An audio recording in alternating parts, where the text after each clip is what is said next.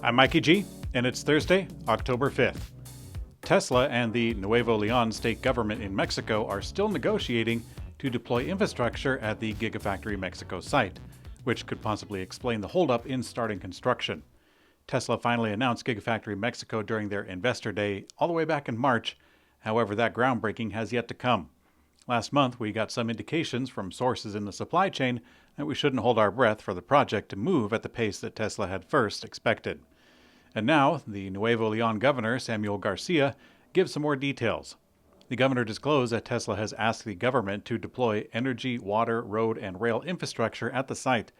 Now, according to government officials, they are still in the early stages of the infrastructure part of the project.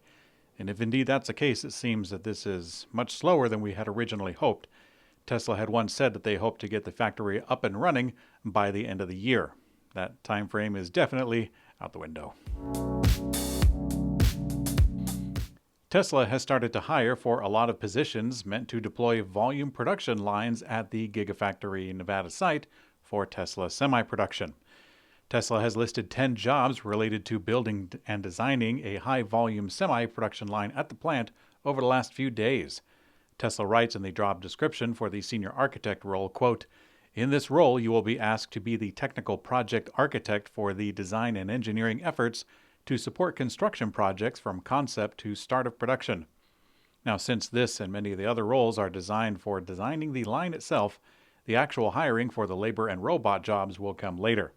This tells us that volume production for the semi is still a little bit a ways. General Motors is gearing up to re-enter the European market with a new electric vehicle offensive. General Motors has mostly been absent in the region over the last few years after importing just a handful of vehicles. After selling their Opel and Vauxhall brands in 2017 due to piling losses, General Motors left the high-volume market.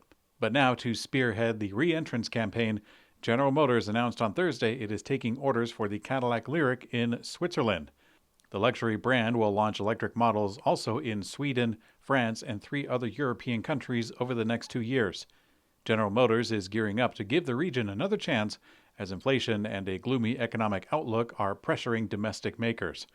With the European market up for grabs as the transition to the electric era continues, GM looks to regain their position. A fair amount of news from Rivian today. Their stock is plummeting after revealing plans to issue $1.5 billion in convertible debt. In connection with the offering, Rivian also released preliminary third-quarter revenue. The fundraising comes one day after the CEO told CNBC's Squawk Box that Rivian was focused on deploying capital efficiently and is, quote, "very comfortable with the fact that we've maintained a strong balance sheet." Now, the CEO avoided the question as to whether Rivian would need to raise funds before introducing the next generation of products, and now we know why. The convertible debt could dilute shareholders. However, the silver lining is in the preliminary quarterly results. Rivian indicated between $1.29 billion and $1.33 billion in revenue. These results align with the Wall Street consensus of around $1.3 billion. We'll wait for the more detailed results in their quarterly report to give you more information. But aside from that, Rivian has also rolled out new features with their latest software update to their trucks and SUVs. It includes a redesigned drive mode app, a new gauge view to provide real-time visualization of battery information like temperature, motor temperature, tire pressure, and more advanced towing options. They've added up to 3 different trailer profiles for reoccurring trips with enhanced range estimates while towing. And in the last bit of Rivian news today, the first customers are receiving their Rivian R1T electric pickups with the Max Pack battery offering with up to 410 miles of range.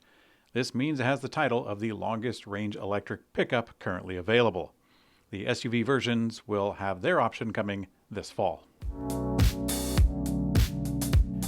The Mercedes-Benz E Actro 600 electric truck drove more than 1,000 kilometers through the Alps with only one charging stop. Mercedes says that the successful run happened because of a combination of, quote, efficient drive, high battery capacity, and high-performance recuperation. Now, unlike the test that was recently done with the Tesla Semi, this time we know how much weight the Mercedes was towing. They loaded the prototype with 40 tons of weight and then drove it from Stuttgart, Germany to Bonzalo, Italy.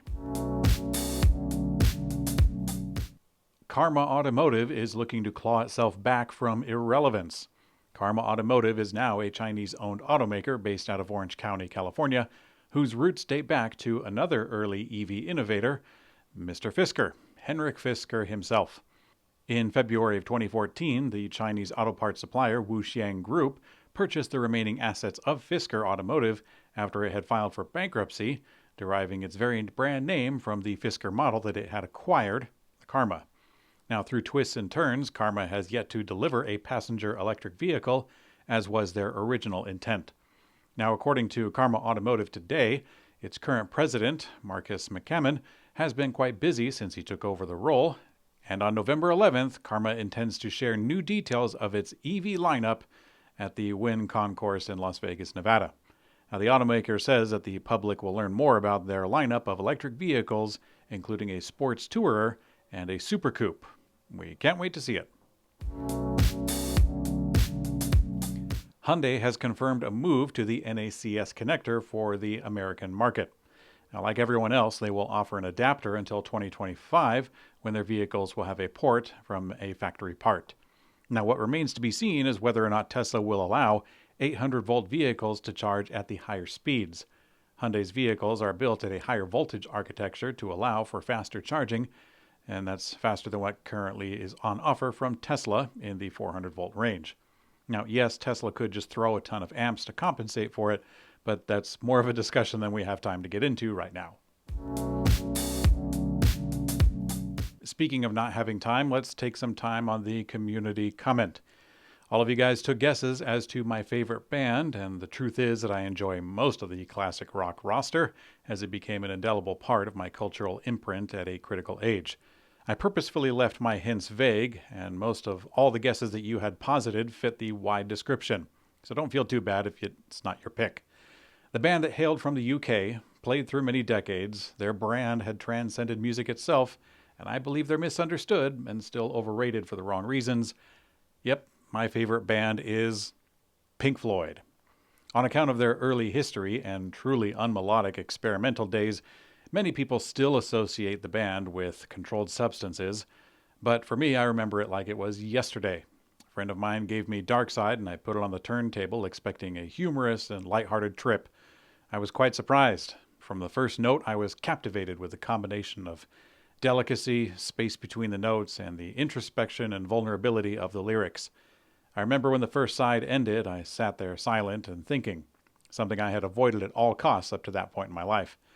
And by the end of side 2, I felt a sense of futility and surrender.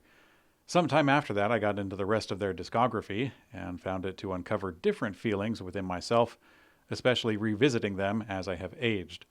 Overall, I would not describe their music as head boppers or energetic, but instead presenting the listener with an uncomfortable feeling of a question that is yet unanswered. There are a lot of other album-oriented artists that evoke some kind of deep feeling, but I haven't found a band or artist that has done it with the same kind of consistency and can also orchestrate and play the tracks with the same regularity. You can let me know what you think in the comments below. I'd love to hear your suggestions on tracks or albums of similar nature. I can't promise that I'll come back to this topic again in the next comment section, but on Saturday's Quick Charge, I can promise that I'll listen to your suggestions as I make the script. Thanks for watching Quick Charge. I'm Mikey G, and I hope you have a great day.